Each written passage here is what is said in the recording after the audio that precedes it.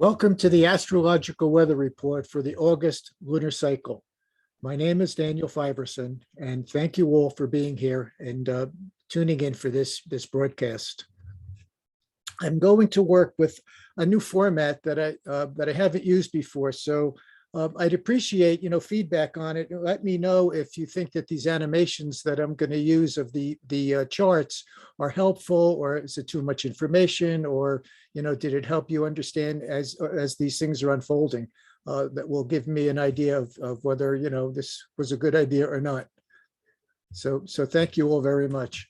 So let's get started. So the universe is mental. This is the first Hermetic principle. We are what we think. What we believe is who we become. Our thoughts and our beliefs become our values and our essential needs. And what we deem essential becomes our priorities. Our priorities determine the choices that we make, and the choices ordain the future. We are our choices.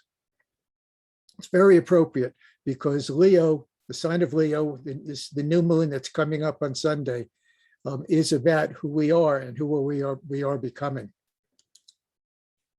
So this is the chart for the new moon, and excuse me, I need to do something. I need to reverse 2 slides. I'm sorry. Sorry about that. So what I want to do is I'm going to walk you through. Oh, Mercury's not even retrograde. I'm going to walk you through an overview of this month, and then I'm going to unpack each of these formations and aspects that I'm talking about individually and review the actual transits of the planets through the month. So when we look at the Leo-Aquarius polarity, it correlates to the development of our personality, and it's also the process of who we are becoming. Over the next 4 weeks, as the celestial energies shift from Leo to Virgo, we can learn to respond to outer world events with a more critical discernment, instead of perhaps reacting from pure instinct. So Mercury correlates to our cognition and our mentation. It's our narratives and our ideas. Venus correlates to our relationship with ourselves and to others. And Venus holds the agenda of our priorities and essential needs. Mars correlates to our choices, which are determined by our values and priorities. The inner planets will be the focal point of 4 Yods, or finger of God formations. And a Yod is formed by 2 planets in sextile to each other, each conjunct to a 3rd planet, which is the focal point, with Mercury in heated conversations with Jupiter, Neptune, Pluto, and Eris. Mars is going to get testy with Chiron and Saturn and Jupiter and Eris, and Venus and Mars are also going to be challenged by Jupiter and Eris. 3 grand trines will open channels for more evolutionary transformation as Mercury, Venus, and Mars triangulate with Uranus and Pluto and Saturn and Mars. And Mercury and Mars will square the lunar nodes, awakening what's known in EA as skip steps, which applies renewed pressure for conflict resolution. Mars confronts Saturn, activating the lunar north node. Uranus will turn retrograde. And the event of the month, and much longer than the month in my opinion, for the last 2 years, is the last quarter square from Pluto retrograde to Eris retrograde, the 4th of 5 epic squares not seen since the axial age. So this is the new moon chart, and I want to walk you through it, and we're going to step through this so that we can begin to see how this is going to unfold. Whoops. Tricky clicks here.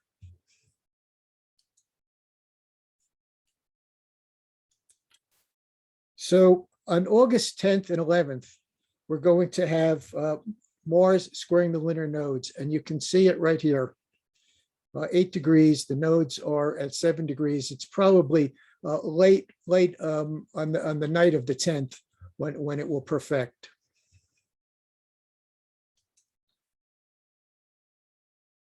And then on the 13th, we're going to have a yod, and it's kind of hard to see. That's why I'm going to break this down individually. But if you see these green lines here pointing at Venus, we can see that there's a yod from Venus, 2 inconjuncts, an inconjunct to Jupiter and an inconjunct to Eris.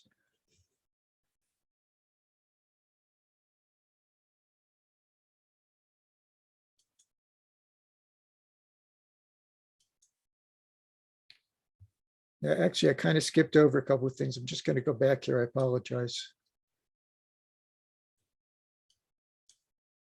You can see also on the 8th and 9th, we have Venus trining Pluto, and we have an air grand trine here, as a matter of fact, between Saturn, Saturn Vesta, and the lunar north node, and Ceres is also in play here.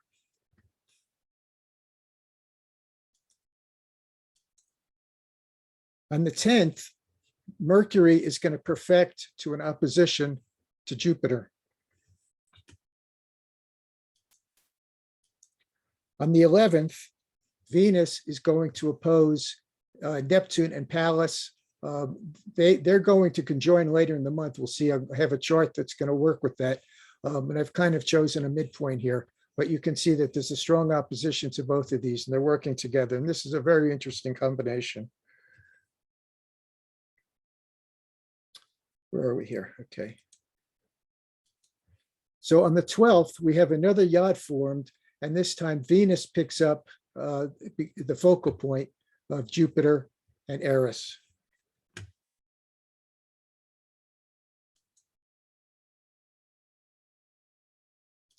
And on the 15th, Mercury is going to square the nodes. So Mercury has now moved into the position where Mars was a couple of days earlier, and we have another skipped step condition with Mercury. Excuse me. On the 19th, Uranus, let's go a little bit farther. Uranus is going to station retrograde, and we'll talk about that. And then on the 20th, this is the 20th, we have another grand trine, and this time it's Venus, Saturn, and the lunar north node. And you can see it right here, painted out across the chart. We move up to the 24th.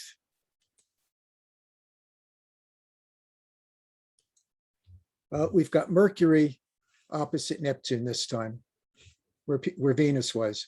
So it's the second opposition to Neptune and Pallas. And we see that the moon has also swept by.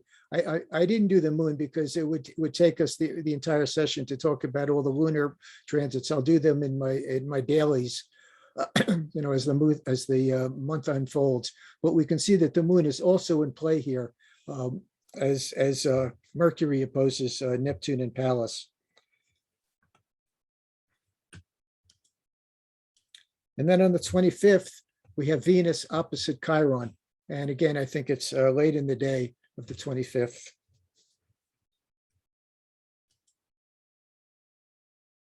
On the 27th, Mercury now stands as the focal point of this yod with Jupiter and Eris. And then as we move into September, on September 2nd, here it is. On September 2nd, we have Venus in conjunct to Neptune. And the next day, September 3rd, we have the third of the grand trines, where we have Mercury now trining Saturn, Saturn trining Ceres and the lunar nodes also trining Mercury. And also on that day, we have the conjunction of Venus and Vesta. If we move ahead 2 more days, across the 5th and the 6th, we have a cardinal T-square that forms as Venus opposes Eris squaring Pluto. And this is the Pluto square that I referred to. It's the last square to square. I'm going to address that in one of the later slides. But we have this impacting directly on Venus on the 27th, excuse me, on September 5th. And then on the next day, we have one more aspect to look at. We have the last Yod as Mars now takes the focal point with Eris and Jupiter. So at the new moon, it's in Leo. We have both luminaries in the sign of Leo, and the sign of our self-actualizing process. A new cycle of self-actualization can begin. Excuse me. Who we are becoming is defined by our challenges and our experiences from the past. And I'll review them, though I think we're all relatively familiar with what this past has looked like, the emotional distress that has been brought on. I'm assigning Eris to it, a loss of normalcy, isolation, loneliness, and lack of commitment. I think is also part of what has brought us to us. And it's not just a lack of commitment to be a vaxxer or a non-vaxxer. It's a general complacency that really has pervaded or the collective for longer than any of us want to really acknowledge. I think commitment is really part of what this is all about. In Leo, our inner child can emerge, and we can be literally flooded with memories from the past, not necessarily our childhood, but it could be. And our way forward is best supported by commitment, as I said, to our self-care and to proactive health. You don't want to get vaccinated, that's okay, but you better be damn sure you take care of yourself and stay out of trouble. Observing ourselves and who we are unconsciously becoming. Become really conscious of what's happening, because Leo is a relatively instinctive archetype. We're not always aware. Leo is totally full of itself. I can say anything you want about Leo. I have 3 planets in Leo. It can be so over the top, so full of itself that a pinprick will burst it. And it's listening to the messages of our inner voice. This Pallas Athene Neptune in Pisces conjunction has been going on for quite some time. It's quite pervasive. I don't know how many of you are, having very vivid dreams, getting these just downloads, seemingly out of nowhere. It's really due to this Neptune Pallas conjunction. We have in this chart a fire grand trine with the sun, moon in Leo, Chiron in Aries, and Juno and the lunar south node in Sagittarius. And then we also have a fixed T-square with the sun, moon, Saturn, and Uranus. So the Aquarius full moon occurs on August 22nd at 29 degrees of Aquarius. 29 degrees is a very, very critical sign. It is kind of like a balsamic moon, a balsamic conjunction where we cannot cross the threshold. It's a liminal space. We cannot cross the threshold into the next sign, into Pisces, in this case, until we resolve all of the Aquarian issues that are still hanging fire. So there is a crisis in consciousness, I guess we could call it. It's not a square, but it is that very last degree of Aquarius. Aquarius is not going to be about unicorns, guys. The age of Aquarius, if we look around and see the crises and the things that are happening to us in our outer world, it's a very good indication of what the age of Aquarius could look like. It's going to definitely, crises will arise as traumatic events expose our past infidelities and betrayals. And infidelities, it isn't necessarily to other people. It could be infidelities to our own authenticity, and betrayals to ourselves as well as others, and being betrayed by others. There's a new awareness creates new perceptions and visions of the future. And unresolved issues will hinder our forward movement. This is the moon at 29 degrees. we have to finish up and complete anything that's still hanging fire, spiritually, emotionally, mentally, physically, whatever it is that we need to work on. We need to identify it and get it done. There'll be pressure to initiate a new cycle of self-care and proactive health. And we need to listen to those messages from our inner voice. It comes from Pallas Athene, and it comes from Uranus, especially squaring Saturn. We don't dismiss anything that comes out of left field. The healing mantra that I'm suggesting is that we repeat for ourselves that it is what it is, and it is for my highest good, whatever it is. And again, we have the Grand Cross. This is essentially the same chart as the new moon. The only difference is that we have the change of, excuse me, we have the sun at 29 degrees here of Leo, and all this 29-degree energy is quite dramatic. So the next day, this is the chart I was thinking of. On the same day, within hours of the full moon, the sun enters Virgo. So the only difference in the two charts, and this is what I was looking for, I didn't see the change. That's what confused me. Here we have the moon moving into Pisces 5 degrees. It's no longer 29 degrees of Aquarius, and the sun has moved into Virgo. But virtually everything else in the chart is the same because it's only a couple of hours later. So it's the playful quality of Leo is going to morph into experiences of growth through crisis, which is the meaning of Virgo in the 6th house. And these crises will arise again as traumatic events, expose things in our outer world that we probably are not hoping to have to deal with. New awarenesses, new cycle of self-care and proactive health begins with this conjunction of Mars and Hygeia here in Virgo. And again, listen to those inner messages that you get. It's your higher self talking to you.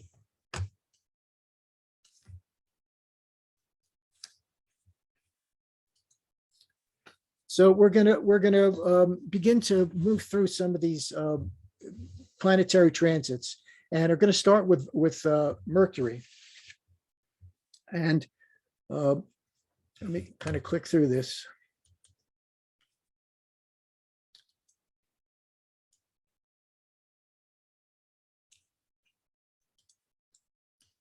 So on the 10th,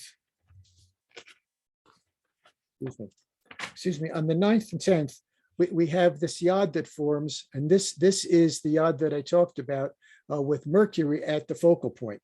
And it's a Yod with Pluto and Neptune. And so powerful new images of self emerge from the subconscious, and we get intuitive hits. And this is great for poetry. All creative pursuits are supported by this aspect.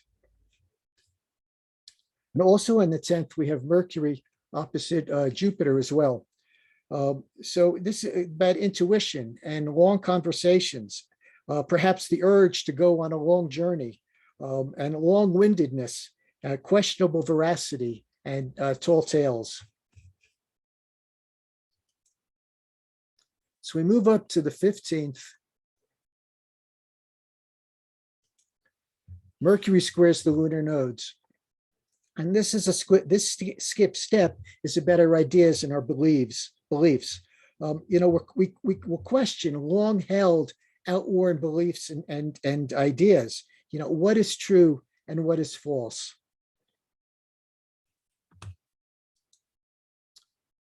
And moving ahead to the 26th, you can see, I think this is great because you can actually see how these formations are unfolding as the inner planets swing around the western hemisphere of the chart. So on the 26th, we have another Yod, and this is Mercury with Jupiter and Eris. This could be words that wound or words that heal. Okay, we have to be careful with our language. And again, we see the moon here sweeping by, first Chiron, but also conjunct Eris that day, bringing it directly to our emotional body, bringing emotional events, emotional inner or generated by outer world events. What happens in the Western Hemisphere is what happens outside of us. What happens in the Eastern Hemisphere is what happens on the inside of us. So it's definitely a combination of potential turmoil. And also in this same period, we've got this grand trine with Mercury, Uranus, and Pluto. Now, the trine from Pluto to Uranus is quite brief, and it's only because Uranus is stationed, going to begin to move retrograde and start to move back into orb, back into orb. It's 10 degrees apart, but it's still there.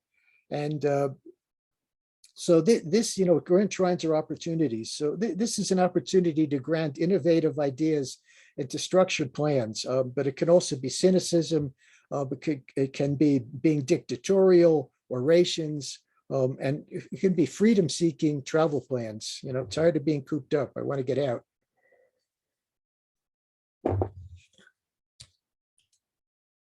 The next day, we have the next Yod, which is Mercury, Jupiter, and Eris. And these are inconvenient truths. And once again, this could be harsh words and chaotic thoughts. So, all these Mercury transits, these challenges to Mercury, we really have to watch what we say, because words can wound, words can heal. It works both, the gate swings both ways. And as we move on into September,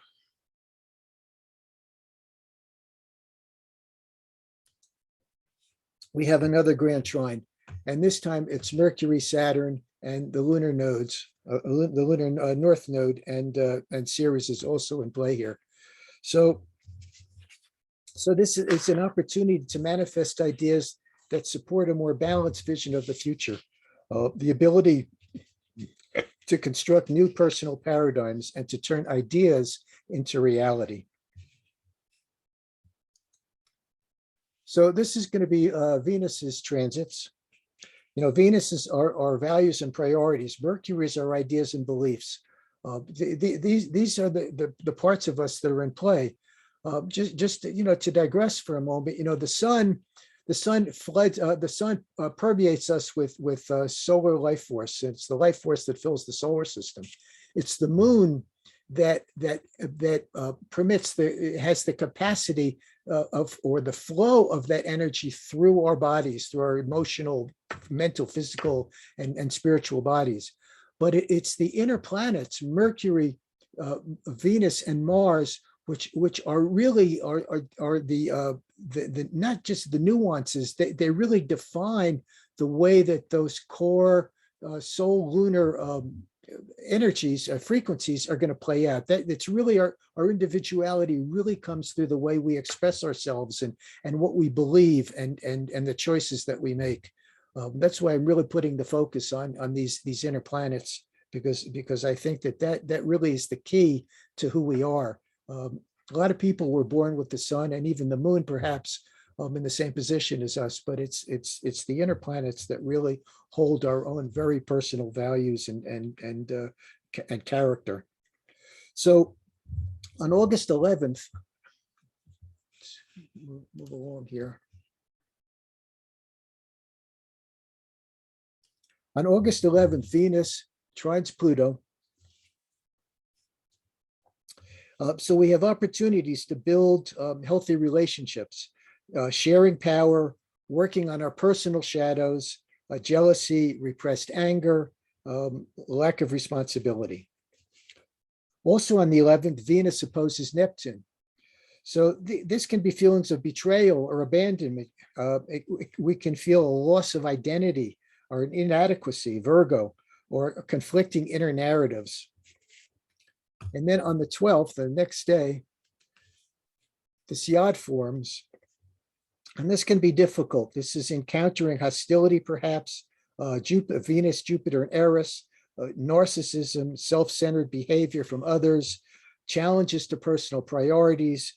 We need to ground our relationships in fruitful discussions with our partners. It's the way through this when these crises and challenges show up.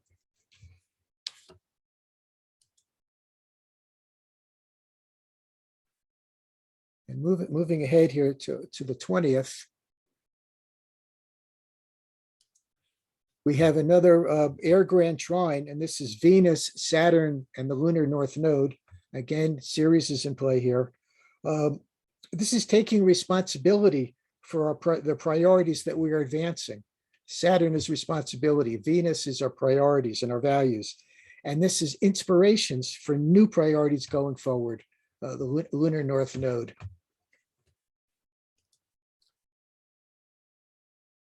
On the 25th,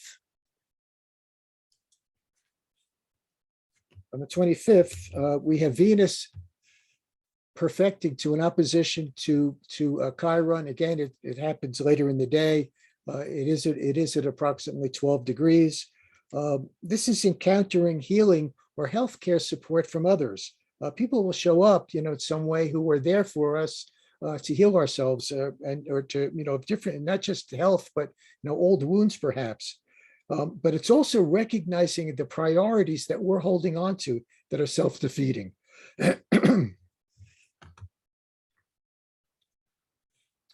I haven't included this trine because this is we basically talked about this. It's the same energies that we've really discussed.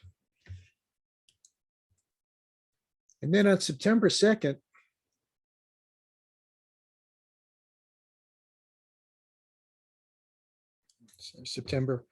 we have Venus in conjunct Neptune. So we have another hard aspect to Neptune and to Pallas Athene. So there's a need here for self-compassion. And, again, it's dissolving old priorities. We have to recognize that some of the things we're holding on to, we need to let go of. Circumstances are taking them away from us. But, in many cases, we're trying to hold on to them. We're gripping even tighter to not let them go. And then on September 3rd, we have Venus conjunct Eris. So these are priorities, again, that promote authenticity in relationships and with ourselves. We have to be authentic to ourselves. If we cannot respond authentically to the world around us, we can't be authentic in anything else that we do. And it will definitely affect our relationships if we can't find, if we're always saying yes to what everybody else wants to do, or somehow saying no to what everybody else wants to do as well. So we move on to Mars, and on the 11th, let's get to the 11th. On the 11th, we have Mars squaring the lunar nodes. So, Mars is our choices. Mars is the choices that we make based on Venus's values and priorities. And the Venus's values and priorities stem from the ideas that we have in our head for Mercury. So this, in many ways, is the culmination. We also know Mars as the lower octave of Pluto. These are soul-based, instinctive, very instinctive. Mars and Eris are instinctive expressions. How we're acting instinctively without thinking about it. Things that we just choose to do, perhaps because it's what we've always done, or because somebody else told us to do it. Brings up the authenticity, dynamic again. But this is going to be skip steps that need to be resolved. And the resolution node is this lunar north node, which means that we need to be addressing what we really are intending for our future. What our soul intentions for the future is. Are you projecting a future constructed from old beliefs? Are current choices consistent with your intended future? And is there any direct action? Are we taking direct action to achieve those goals? On the 13th, which I don't know if you're superstitious, is also Friday the 13th, we have the Yod with Mars, Saturn retrograde, and Chiron. So are we making responsible choices regarding our health? Health crises could show up. These Yods, these inconjuncts, I don't think that an inconjunct is a minor aspect by any stretch of the imagination. They can be very powerful, especially when they're two outer planets. When Pluto makes an inconjunct, or anything makes an inconjunct to Pluto, an outer planet, that probably is only going to happen once in your lifetime. It needs to be paid attention to. So again, are we making responsible choices regarding our health? And again, health crises could show up, and we also could feel wounded. We could feel wounded by authority. And moving about a week ahead here.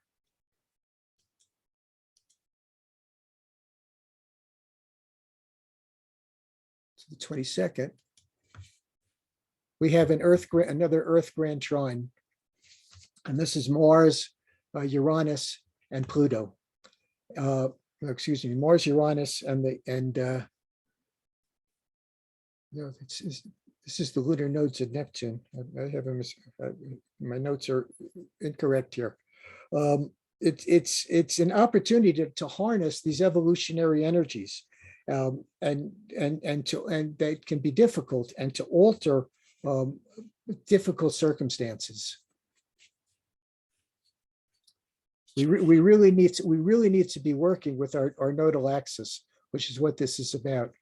And listening to the still small voice within us that's telling us what choices we should be making, not listening to what we did before, making some different choices.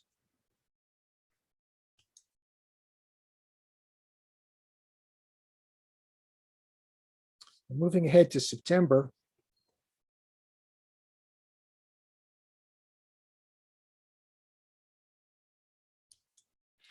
Moving ahead to September, we now have Mars opposite Pallas Athene and Neptune.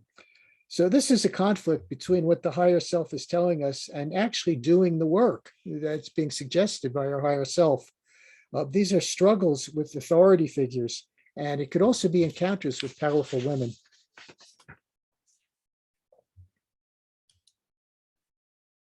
And on September 6th, we have the Yod with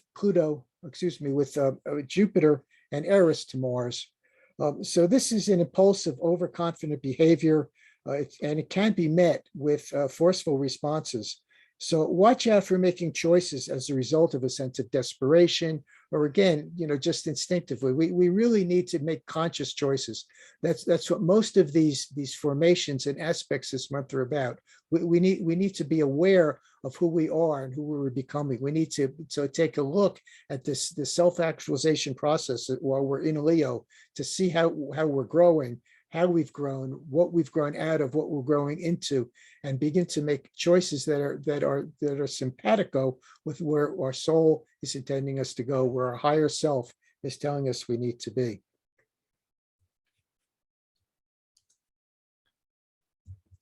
On August 9th, we have an air grand trine with Saturn, Vesta, and Ceres and the nodes again. So circumstances emerge that encourage a posture of self-nurturing and personal authenticity. Again, there's the authenticity word in our relationships with self and others. What's active here is the ongoing square between Saturn and Uranus that began the beginning of this year and will continue through up until, I believe, until February of 2022. So this is going to be a long transit, because Saturn is first, still retrograde and is going to have to come back and then move all the way out of orb. So this is again it's a wake-up call to really look at what's going on, what we're doing.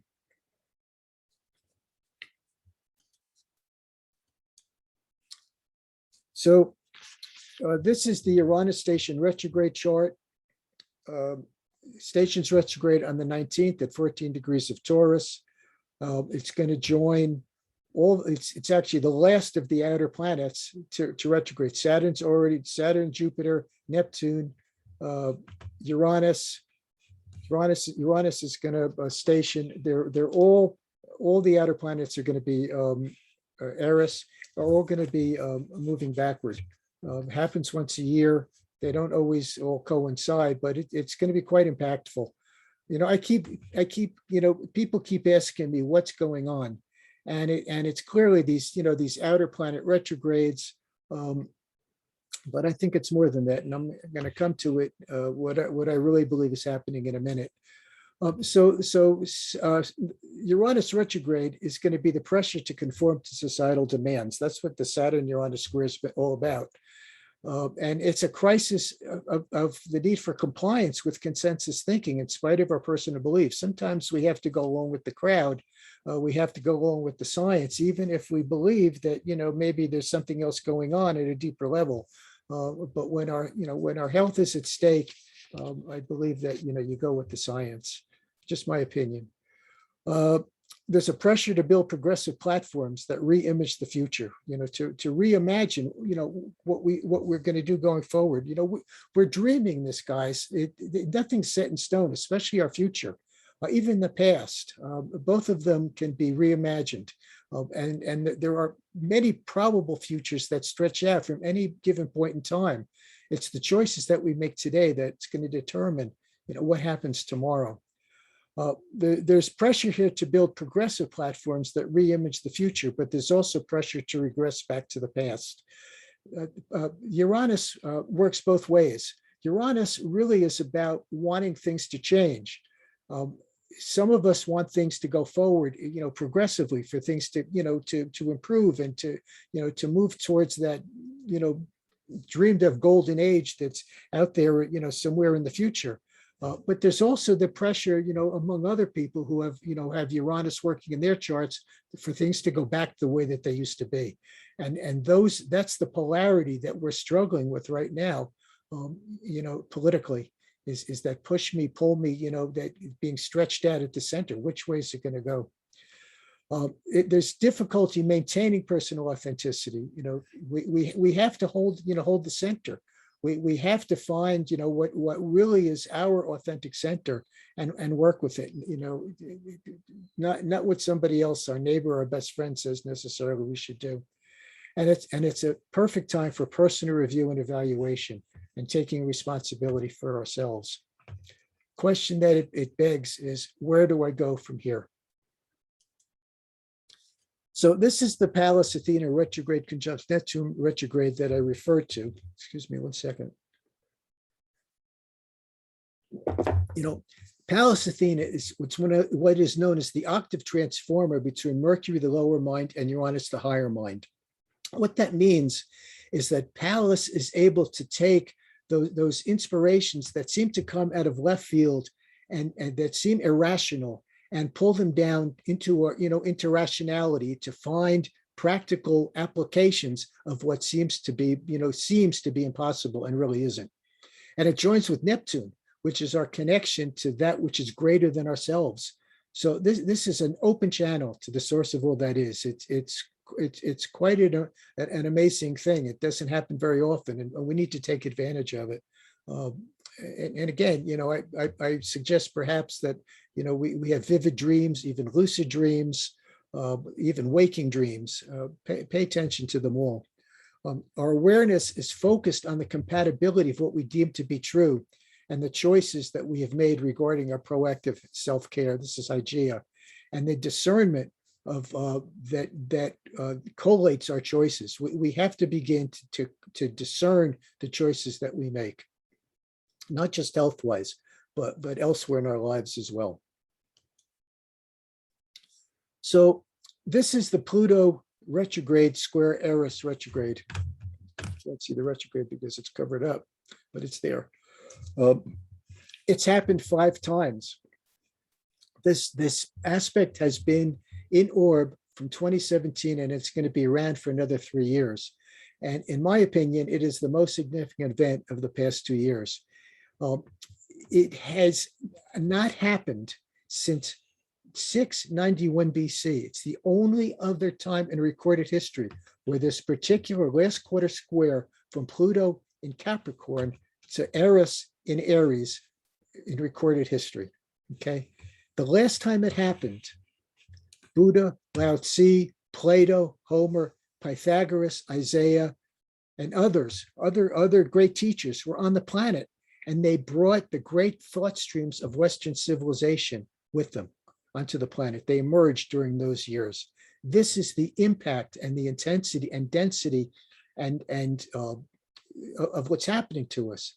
But it's also bringing chaos and discord on a planetary level. We're undergoing a radical transformation of our collective values and our priorities. COVID, Donald Trump, they're homeopathic remedies for what's wrong with our culture. Okay, we're not being punished. This is not taking us down. This is actually lifting us up. It's just that it's very hard, but it's because of our complacency. It's because of our lack of commitment. It's because of our inability to be aware of our choices and what we have done. But it's changing. We're being forced to change. We're going down that road, whether we want to go or not. We can go willingly or go head first or feet first, but we're going to go either way. This will create narratives that support proactive health choices going forward, and not just physical health, but emotional health, spiritual health, mental health, on all levels. This is what's happening.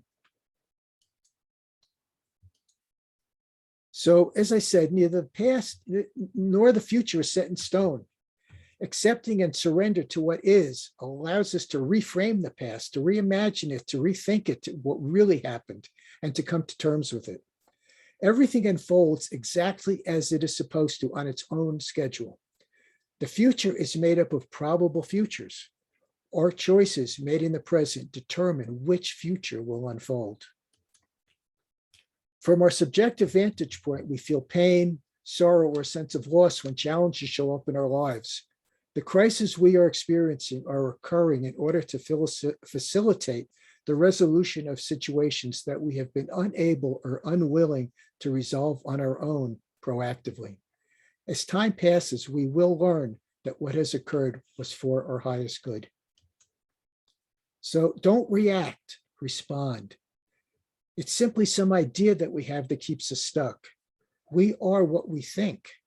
We become what we believe. We are our choices. The future coalesces thought by thought, choice by choice. Choose consciously and choose wisely. I don't know if this is going to happen. I have this slide in here. I was just informed that it may or might take place.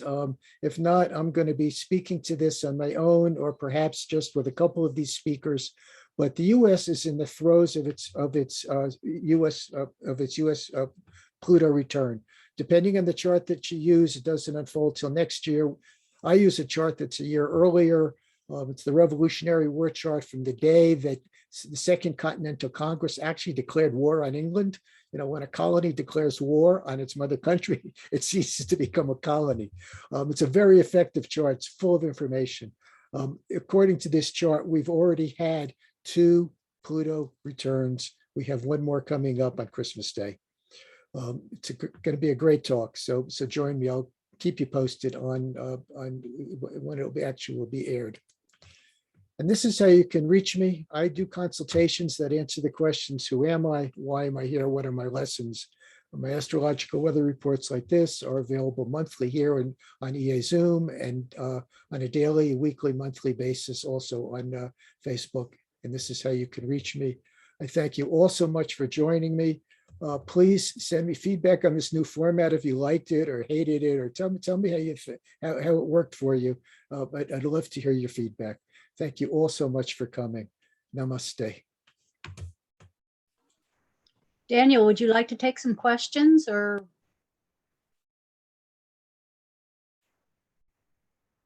And we'll open the floor, Sue, if anybody has any questions. Okay, so if anybody has any questions, just say in the chat that you have a question and I'll unmute you. I have a comment to start it off while people are thinking.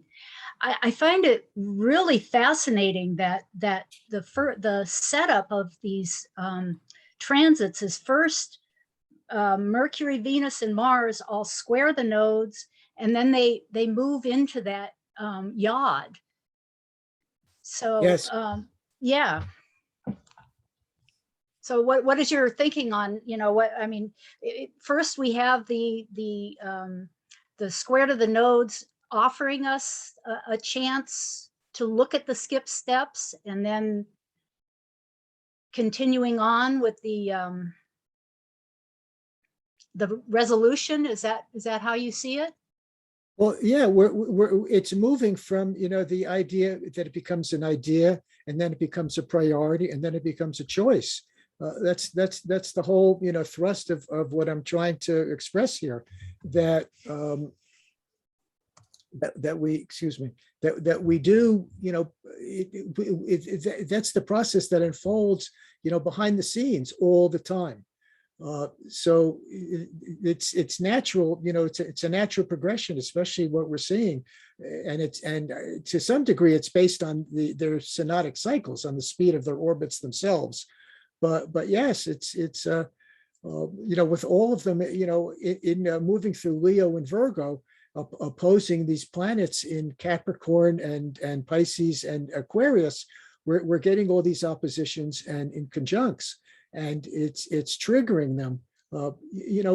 Everybody wants to have, grand trines in their charts. Oh God, I got a grand trine, or isn't that great? Well, grand trines make us into a couch potato, because a trine will pass unnoticed. It's so facilitating that we may not even know that it's happening. As astrologers, or if we go for reading, or we follow, a horoscope, we may see that it's there, but we have to address it. We have to approach it proactively, or it will pass unnoticed. When there's a square, an opposition, or an inconjunct, we're going to know about it, and it's going to get us off the couch. That's where the work gets done. It's not with the trines. The trines make it easier for us, and they show us the remedies for the challenging aspects, but we need those challenging aspects. Otherwise, we really don't get much accomplished. Awesome. Well, it doesn't look like we have any other questions. So would you like to wrap it up and call it good for today? Yeah, if nobody else has any other questions, sure. There's one chat here. Oh, that's you. Okay, so that's fine. I thank you, everybody, and I'll see you next month, if not sooner. Awesome.